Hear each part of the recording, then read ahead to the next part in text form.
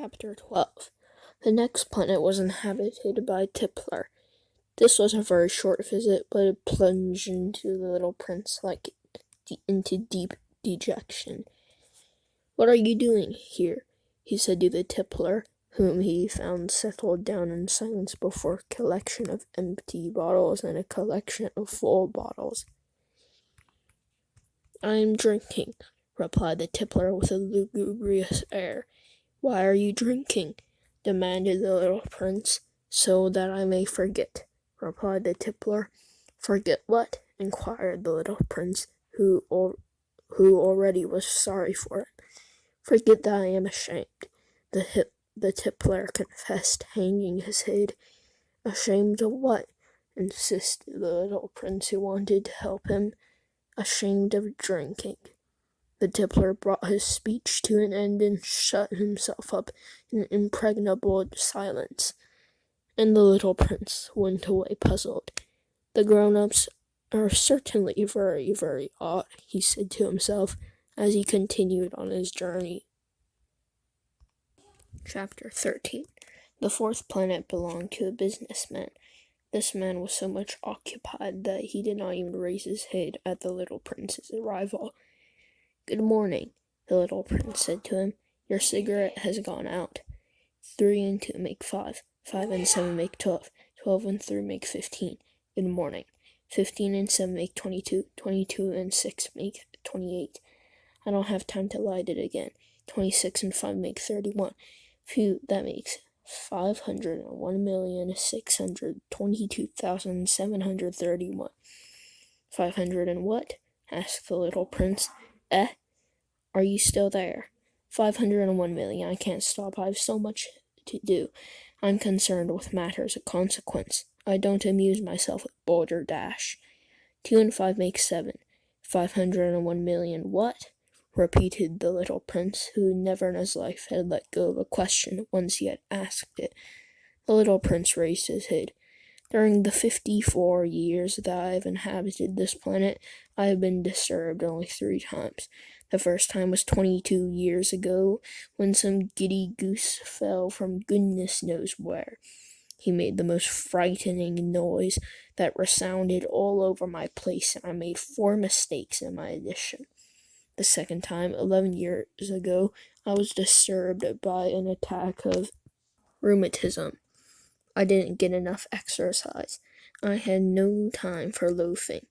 The third time, well, this is it, I was saying then. 501 millions. Millions of what? The businessman suddenly realized that there was no hope in being left in peace until he answered this question. "Millions of those little objects," he said, "which one sometimes sees in the sky. Flies? Oh no, little glittering objects. Bees? Oh no, little golden objects that set lazy men to idle dreaming. As for me, I am concerned with matters of consequence. There is no time for idle dreaming in my life." "Ah, you mean the stars?" "Yes, that is it, the stars." "And what do you do with 500 millions of stars?" 501,622,731. I am concerned with matters of consequence. I am accurate." "And what do you do with these stars?" "What do I do with them?" "Yes." "Nothing." "I own them." "You own the stars." "Yes." "But I've already seen a king who—" "Kings do not own. They reign over. It is a very different matter. And what good does it make to you own the stars? It does me good of making me rich. And what good does it do to make you rich? It makes it possible for me to buy more stars if any are discovered. This man," the little prince said to himself, "reasons a little like my poor Tipler." Nevertheless, he still had some more questions. How is it possible for one to own the stars? To whom do they belong? The businessman retorted peevishly. "I don't know. To nobody." "Then they belong to me, because I was the first person to think of it." "Is that all that necessary?" "Certainly. When you find a diamond that belongs to nobody, it is yours. When you discover an island that belongs to nobody, it is yours. When you get an idea before anyone else, you take a patent on it. It is yours. So with me, I own the stars because nobody else before me ever thought of owning them. Yes, that is true, said the little prince. And what do you do with them? I administer them, replied the businessman. I count and recount them. It is difficult, but I am a man who's naturally interested in matters of consequence. The little prince was still not satisfied. If I owned a silk scarf, he said, I could put it around my neck and take it away with me. If I owned a flower, I could pluck that flower and take it away with me. But you cannot pluck the stars from heaven. No, but I can put them in the bank. What does that mean? That means that I will write the number of my stars on a little paper, and then I put this paper in a drawer and lock it with a key. Is that all? That is enough, said the businessman. It is entertaining, thought the little prince. It is rather poetic, but it is of no great consequence. On matters of consequence, the little prince had ideas which were very different from those of grown-ups. I myself own a flower, he continued his conversation with the businessman, which I water every day. I own 3 volcanoes, which I clean out every week, for I also clean out the one that is extinct. One never knows. It is of some use to my volcanoes, and it is of some use to my flower that I own them. But you are of no use to the stars. The businessman opened his mouth, but he found nothing to say in answer, and the little prince went away. The grown-ups are certainly altogether extraordinary, he said simply, talking to himself as he continued on his journey. Chapter 14. The 5th planet was very strange. It was the smallest of all. There was just enough room on it for a street lamp and a lamp lighter. The little prince was not able to reach any explanation of the use of a street lamp and a lamp lighter somewhere in the heavens on a planet which had no people and not one house. But he said to himself, nevertheless, it may well be that this man is absurd, but he is not so absurd as the king, the conceited man, the businessman, and the tippler, for at least his work has some meaning. When he lights the street lamp, it is as if he had brought one more star to life, or one more flower.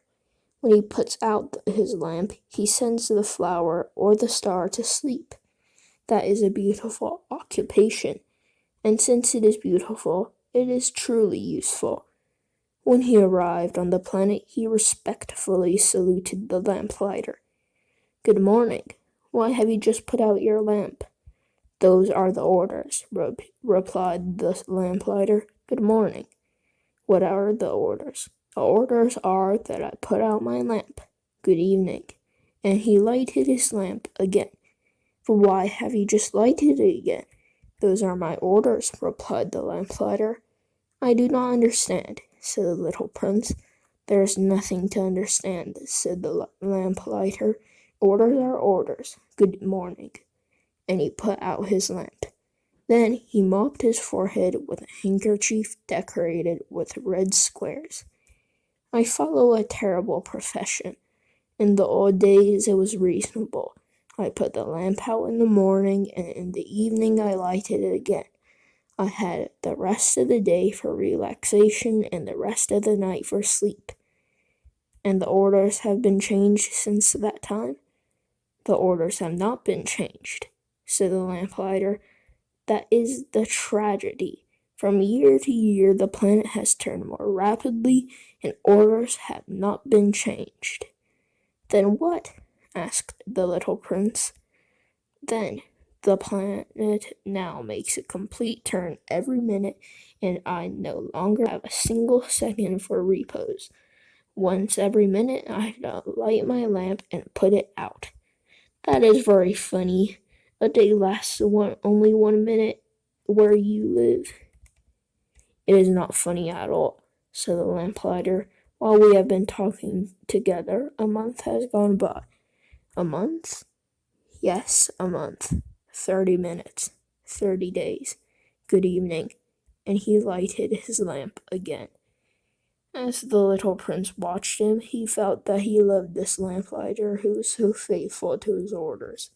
He remembered the sunsets which he had himself gone to seek in other days merely by pulling up his chair, and he wanted to help his friend. You know, he said, I can tell you a way you can rest whenever you want to. I always want to rest, said the lamplighter, for it is possible for a man to be faithful and lazy at the same time. The little prince went on with his explanation. Your planet is so small that 3 strides will take you all the way around it.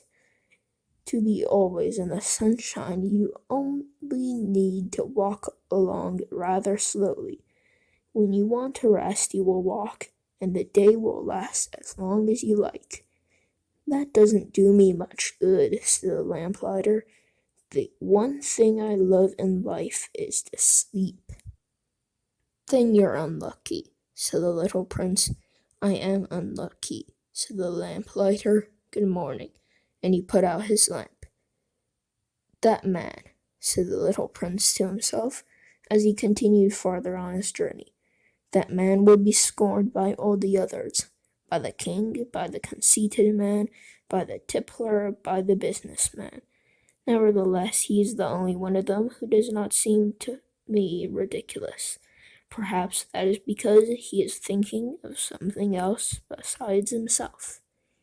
He breathed a sigh of regret and said to himself again, that man is the only one of them all whom I would have made my friend. But his planet is indeed too small. There is no room on it for 2 people. What the little prince did not guess was that he was sorry most of all to leave his planet, because it was blessed every day with 1,440 sunsets.